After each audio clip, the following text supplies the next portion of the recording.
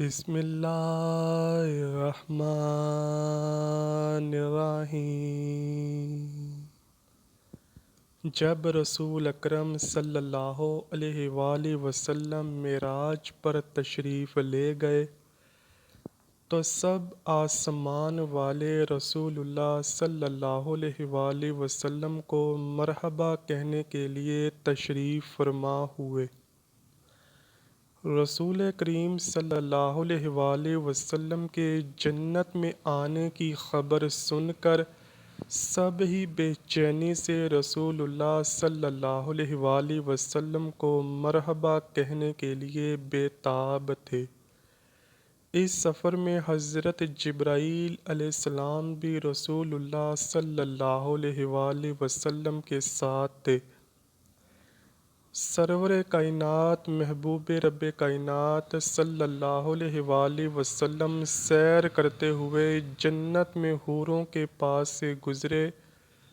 رسول کریم صلی اللہ علیہ وآلہ وسلم کی نگاہ اچانک ایک حور پر پڑی جو بہت ہی غمگین تھی، جو جنت میں ایک درخت کی شاخ کو پکڑے رو رہی تھی۔ رسول اللہ صلی اللہ علیہ وآلہ وسلم نے حضرت جبرائیل علیہ السلام سے پوچھا، اس حور کو کیا پریشانی ہے؟ یہ اتنی غمگین بیٹھی ہے، جنت میں ہوتے ہوئے بھی یہ اتنی پریشان ہے۔ تو حضرت جبرائیل علیہ السلام اس حور کے پاس تشریف لے گئے اور اس حور سے دریافت کیا، تمہیں پتہ ہے آج جنت میں کون تشریف لایا ہے؟ اس حور نے جواب دیا، ہاں میرے علم میں ہے کہ امام الانبیاء صلی اللہ علیہ وآلہ وسلم جنت میں تشریف لا چکے ہیں۔ حور نے کہا، اسی لیے میں نے تو ایسا حال بنا رکھا ہے کہ رحمت دو عالم صلی اللہ علیہ وآلہ وسلم کی نگاہ مجھ پر پڑے اور پھر وہ میرا حال دریافت کریں۔ حضرت جبرائیل علیہ السلام نے فرمایا، تجھے مبارک ہو، کیونکہ رسول اللہ صلی اللہ علیہ وآلہ وسلم نے تمہارا حال دریافت کرنے کے لیے مجھے ہی تمہارے پاس بھیجا ہے۔ رسول اللہ صلی اللہ علیہ وآلہ وسلم کی سواری تمہارا جواب طلب کرنے کے لیے یہاں رکی ہے۔ حور نے اپنے آنسوؤں کو صاف کرتے ہوئے کہا، میں خود ہی اپنی درد بھری کہانی اپنے آقا کو سنانا چاہوں گی۔ حضور نبی کریم صلی اللہ علیہ وآلہ وسلم نے اس حور کو اپنے پاس آنے کی اجازت دی تو حور رسول اللہ صلی اللہ علیہ وآلہ وسلم کے پاس آئی۔ حور نے بڑے ادب کے ساتھ حضرت محمد مصطفیٰ صلی اللہ علیہ وآلہ وسلم کو سلام پیش کیا۔ پھر اس نے عرض کی کہ اللہ کا لاکھ لاکھ شکر ہے کہ اس نے مجھے حسین و جمیل حوروں کی سردار اور ملکہ کا رتبہ دیا ہے۔ جنت میں میرے جتنا خوبصورت کوئی نہیں۔ مجھے اللہ نے اتنا حسن و جمال سے نوازا ہے کہ اگر میں اپنا نقاب چہرے سے ہٹا دوں تو جنت میں ہر طرف نور ہی نور ہو جائے۔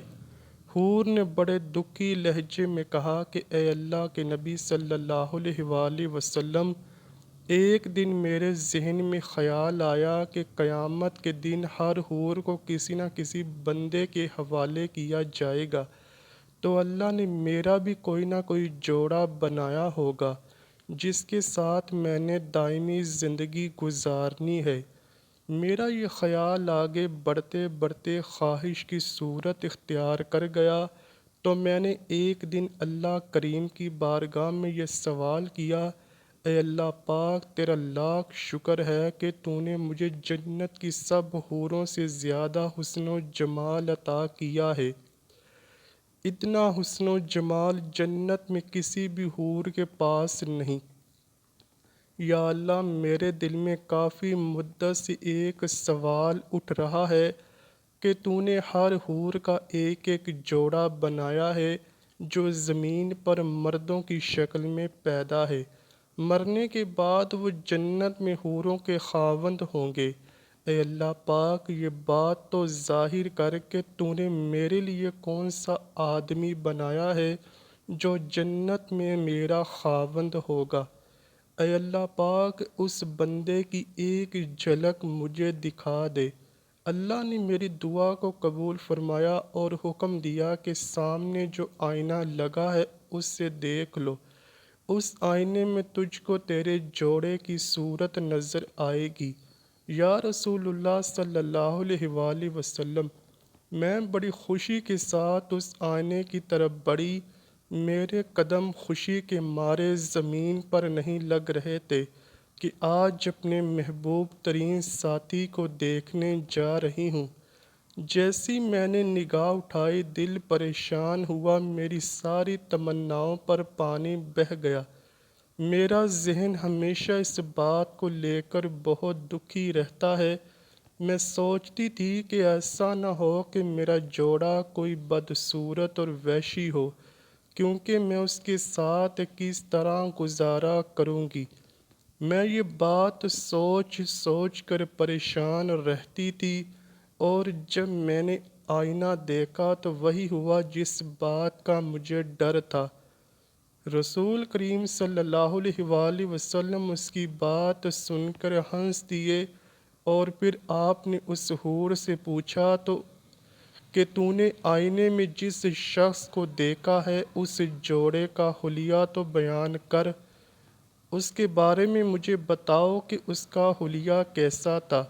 حور نے آپ بڑھتے ہوئے رسول اللہ صلی اللہ علیہ وآلہ وسلم سے عرض کیا، اس کا رنگ سیاہ فام تھا، چھوٹی چھوٹی آنکھیں، موٹے موٹے ہونٹ، چوڑے دانت، چپٹی ناک، چہرہ تنگ و طریق اور اس کی پیشانی چوڑی تھی۔ قد و قامت میں بھی وہ بالکل خوبصورت نہ تھا، مجھے تو وہ حبشی نسل سے لگتا تھا۔ جب سے میں نے اس کا چہرہ دیکھا ہے میں تب سے ہی پریشان ہوں۔ جب حور نے جنت میں اپنے جوڑے کا اس طرح کا حلیہ بیان کیا تو رسول اللہ صلی اللہ علیہ وآلہ وسلم نے اپنی آنکھیں اٹھائیں۔ رسول اللہ صلی اللہ علیہ وآلہ وسلم کی آنکھیں غیرت اور جلال سے سرخ ہو گئیں۔